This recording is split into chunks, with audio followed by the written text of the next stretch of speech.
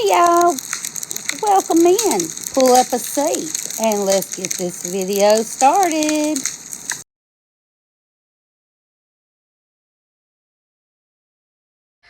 Hey y'all, I'm back again.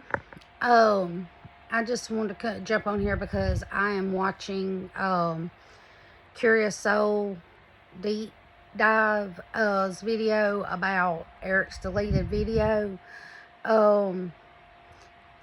And as someone that lived in West Virginia for 10 years, I can honestly tell you, if the city or county, well, it's the county who does it. It doesn't matter if you live in the city limits or not. The county, if you don't pay your taxes, the county sends you a letter, a certified letter that you have to sign. What happens next? It tells you in that letter, because believe me, we got one, because I thought, okay, the way you pay taxes here in Alabama, because I owned 2 houses in Alabama, and the way you do it here is it's once a year. And it's just tax. It's one tax. One tax. Not in West Virginia. Oh, no. You have property tax, personal property tax. You have car tax. You have this tax. They tax, like I said in previous videos, they tax you to death. I thought, and it was my honest mistake, I thought that the taxes were paid on the house. When I got that certified letter, my heart sank. And I went straight to the courthouse and I explained to the lady that, hey, I'm just moved here to West Virginia. I'm new here. I thought we paid the taxes. You did. You paid personal property. Well, isn't the house personal property? It's property. It's just property tax, not personal property. Okay, so they extended it for us, and she told me to do away with the letter. Don't worry about it. But when I was there, I asked her, I said, so y'all could have just sold our house out from underneath us. What she told me, in the state of West Virginia, after you get your letter, you got so many days to either pay and catch up to remove the seizure of your property, or your house and land. Or if you don't, what they do is they send out the sheriff to your home. Whether your stuff is still in that house or not, the sheriff will escort you off the premises. You will get like it's kind of like a trespass thing, but not trespass. It is, but it isn't, because they just tell you, and they write it up, you cannot enter that house. So then what they do is the next week or so, they go in, they grab all your stuff, and when I say they throw it on the side of the road. They don't tell you when they're going to do it. So once it's on the side of the street, it's right for the picking for everyone. So I'm sorry, but I don't know how this come about, people saying that the house and the land that the Whitakers are on is not theirs. I don't believe that. I honestly do not believe that, because it's like I've said in my previous videos, when we had squatters living in our one home in West Virginia, they were going to make us pay more taxes because we were considered landlords, because we had somebody in that house. Nobody was supposed to be in that house. It was empty. So we had to go and remove these people. And we had to put new locks. We had to board up the window that they busted out to get in. So yeah, there's a lot of stuff in West Virginia that they do. Because, honey, they're going, and it's not a deep dive. Kathy, I can tell you, baby, right now, taxes are not $100 a year, because my husband's aunt's house, the one that she gave him that house is deemed livable to an extent because his aunts lived in that house. But I can tell you right now, it was $5,000 a year. Well, yeah. And if she didn't have that much land. She didn't even have half an acre. It was just it was under a half acre. And probably maybe a third acre. I can't remember, but it wasn't even half an acre at all. But I mean, we sold the house and the land. Um,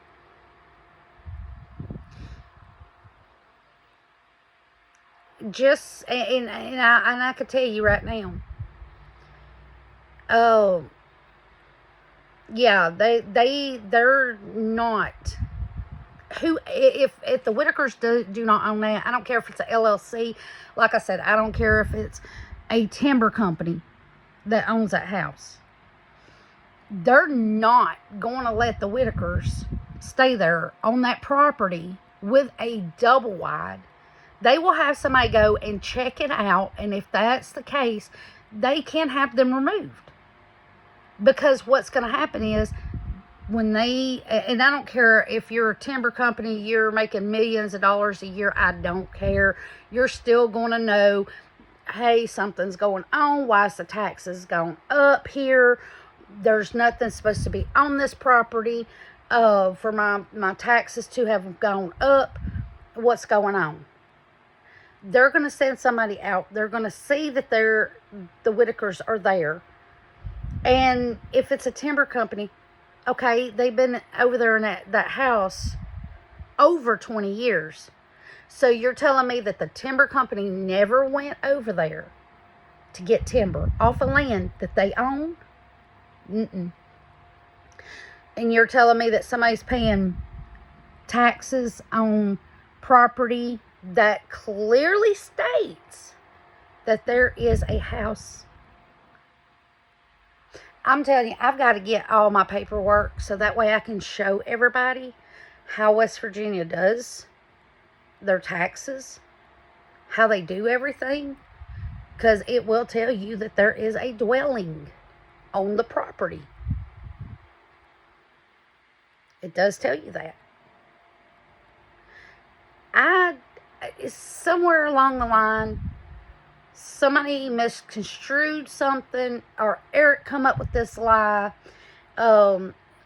He's a good liar. I don't take anything he says and run with it. I don't listen to him. I don't take it with a grain of salt. I don't take it with nothing.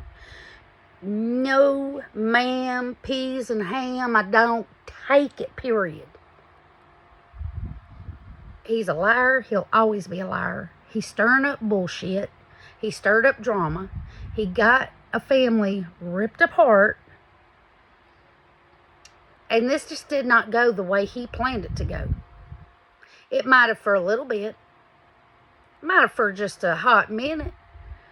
But Eric, you are very much hated by plenty of people on the internet. You showed your true colors, dear. Like I said, when I seen that one video, I didn't even watch all of it. I was like, this dude's out for, he's no good. He's out to do harm to this family. I wish they could understand and get him off the property. Get a restraining order on him. I'm telling you, if I still lived in West Virginia, I would have went over there. Not with camera in hand. Not with nothing in hand. I would have went over there.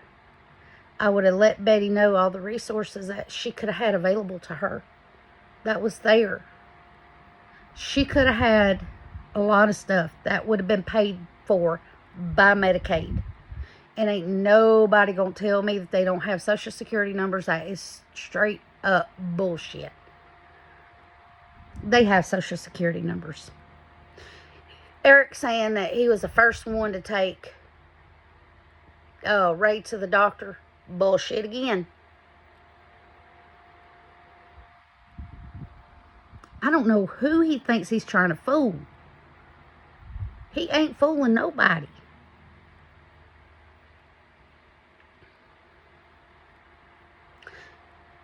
If you pay attention to things that are said, and the reason why I almost called her Barbara, the reason why Betty says the things that she says, if you know, she can't hear that well. She can't. She cannot hear that well. That's why when she raises her voice, she sounds like she's screeching. But that's just the way they talk, because BJ talks like that. Even when Lorraine is talking, you know, she gets all excited about something. You can hear a little bit of screech in her voice. But they all talk like that. All of them. But she can't hear. She can't hear that well. But if you go back, watch Mark's videos. Please, y'all go watch Soft White Underbelly. It's a video. Mark's video where he went to the Whitakers. Watch every single. Make sure you got your popcorn, your snacks, went to the bathroom. Don't miss a thing. And if you think you missed something, rewind back. Because in one of the videos, Larry even says that he has taken Ray to the doctor. And, okay, they don't have Social Security cards, right? Okay, so they've been to the doctor. Lorraine's been to the doctor. Betty's been to the doctor. Timmy's been to the doctor. Because I'm going to tell you, when you have a heart attack and you have been hospitalized, because my husband's Aunt Barbara, we called her Aunt Barbie, Aunt Barb, whatever you want to say, when she had her heart attack, and I think she had like maybe 4, I think.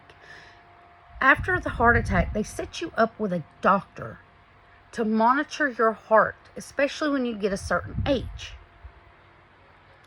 I had to take her from where we lived all the way to Morgantown, which is close to Pennsylvania, to a heart specialist doctor there.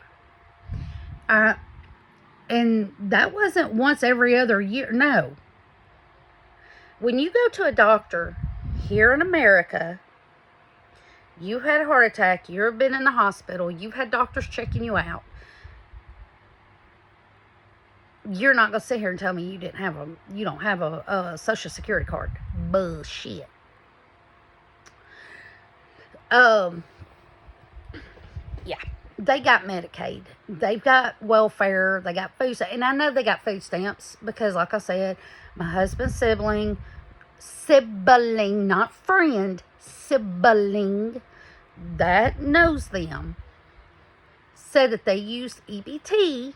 Okay, so in order to get EBT, you got to have a Social Security card or a Visa card if you are not from United States.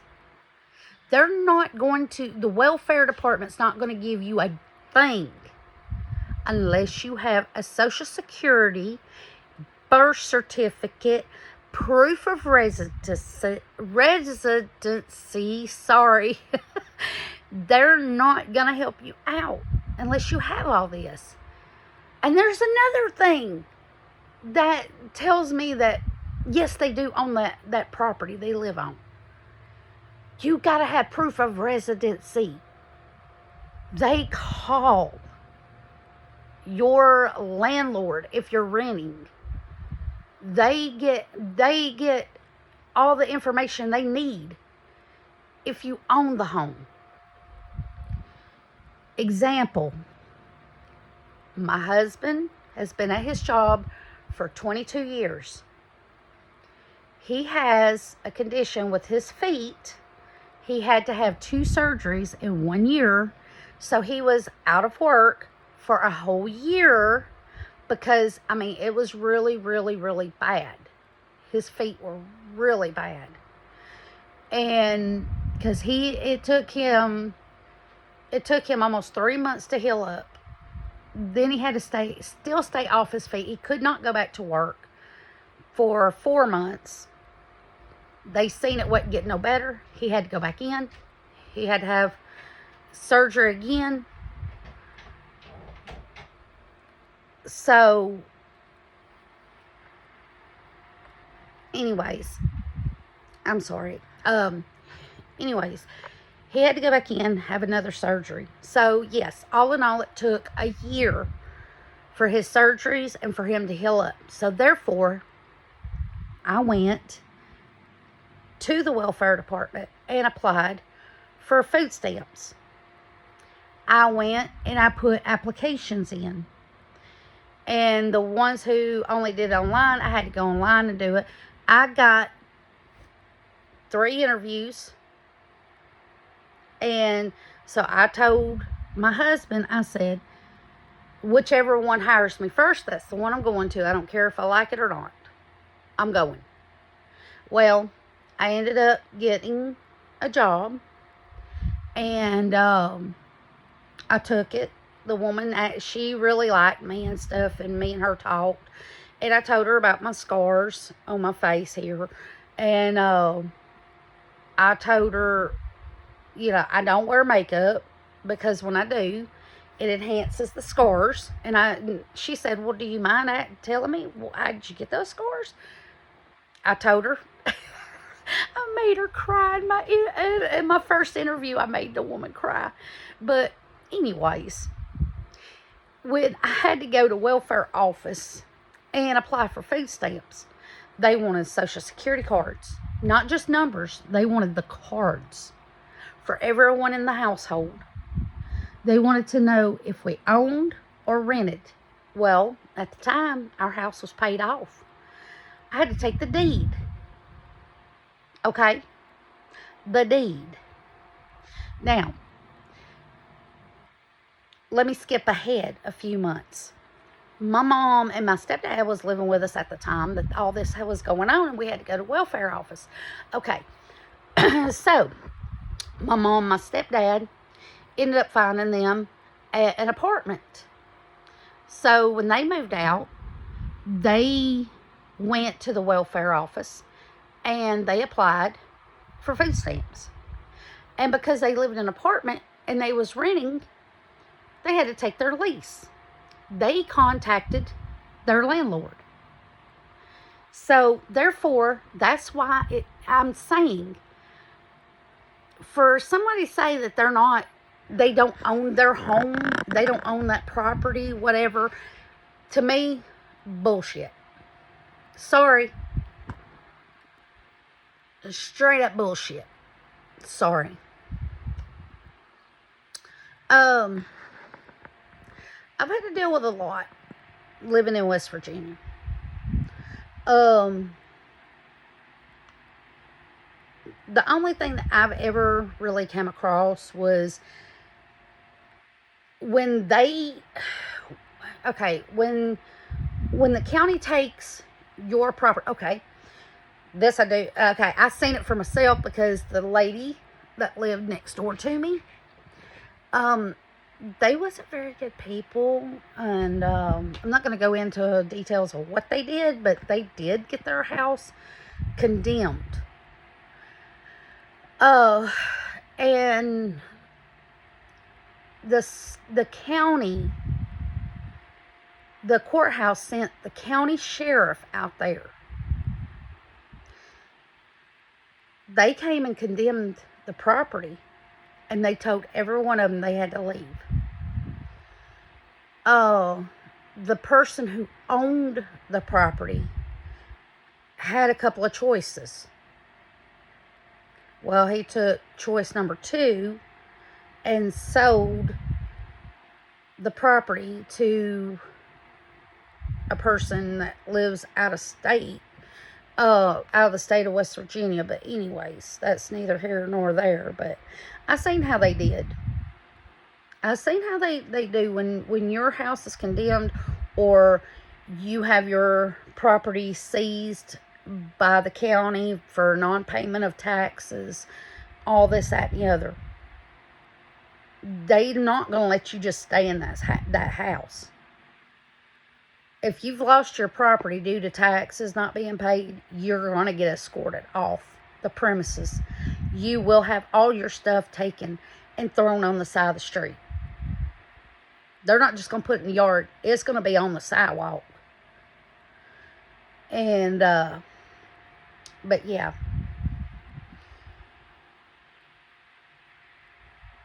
I just don't, like I said, all the stuff that's going around and people's going, well, I know that they don't live there. It's been proven. By who? Eric? Who? Eric's little goonies? His little followers? No. Listen, I don't know why Patrick has went on Tottie's live, or Lady K's live, or whoever's live it was, and said that in the state of West Virginia you can't put a septic tank in a flood zone. Bullshit. You can. I've said it, and I'll say it again. Yes, you can. You could put it on rubble. You can put it in a flood zone. You could have a house built in a flood zone. There's stipulations in West Virginia. For the ones who didn't hear my last few videos, when I said the stipulation is insurance companies will not insure for flooding in a flood zone.